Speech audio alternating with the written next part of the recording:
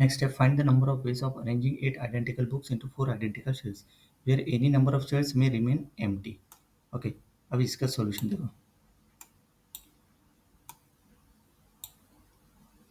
ये प्रॉब्लम क्या बोल रहा था? Problem asked to for the number of ways to distribute 8 identical book into 4 identical shelves, where any number of shelves may remain empty. This is a classical problem of partition an integer. We are looking for the number of ways to write the integer 8 as a sum of 4 positive integers, where the order of summand does not matter.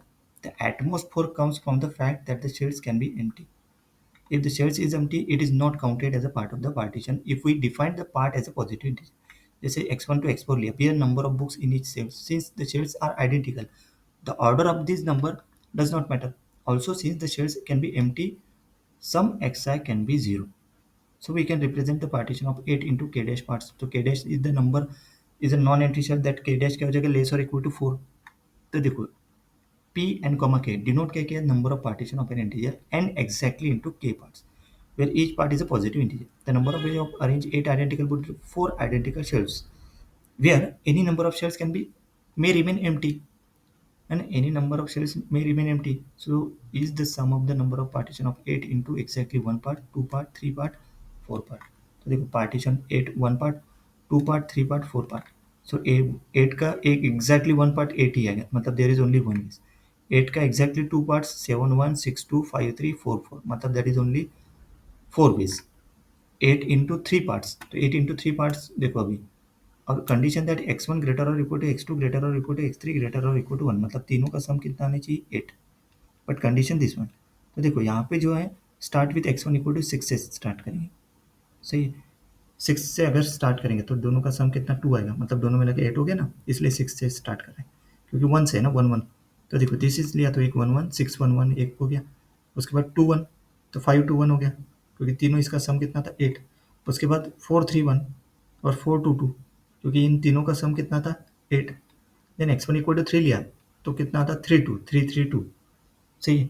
देखो कितने हो गए total 5 हो गए, 1 plus 1 plus 2 plus 2, क्योंकि इसमें 2 है, पहले इसमें 1 है, सेकंड इसमें 1, उसके बाद 2, उसके बाद 1, दैट इज 5 एज. Then partition of 8 into exactly 4 parts. अभी 4 पार्ट्स के लिए देखो 4 equation x1 plus x2 plus x3 plus x4 equal to 8, and x1 is greater और इक्वल टू x2 ग्रेटर और इक्वल टू x3 ग्रेटर और equal to x4 greater और equal to 1. तो देखो start with x1 equal to 5 से start करेंगे, तो this is equal to 3, तीनों का सम 3 आना चाहिए, दैट इज 1 1 1, एक कंडीशन होगी. x1 इक्वल टू 4 लिया तो कितना था 2 1 1, ये दूसरा हो गया 2. देन 3 लिया तो 5 चाहिए, तो 5 के लिए देखो एक आएगा 3 1 1 5 और दूसरा आएगा 2 2 1 5, है ना. 3 1 1 और 2 2 1, यहाँ पे 2 आएंगे, मतलब हो गए 4.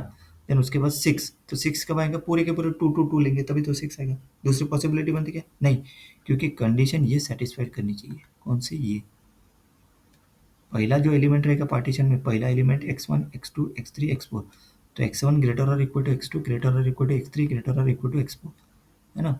रूल के हिसाब से याद रखो क्या है, तो है ना. देखो डिक्रीजिंग ऑर्डर में चाहिए से इधर से, मतलब this is the highest number, उसके बाद इक्वल रहा तो भी चलता, but first one is the highest, उसके बाद बाकी के लोएस्ट, मतलब बाकी के नंबर इक्वल बट उससे लेस रहनी चाहिए. इक्वल रहे तो भी चलेगा, और लेस और इक्वल टू, मतलब यहाँ पे दो ग्रेटर और इक्वल टू बोला है ना. ओके कंडीशन है, तो टोटल कितने 5 इज.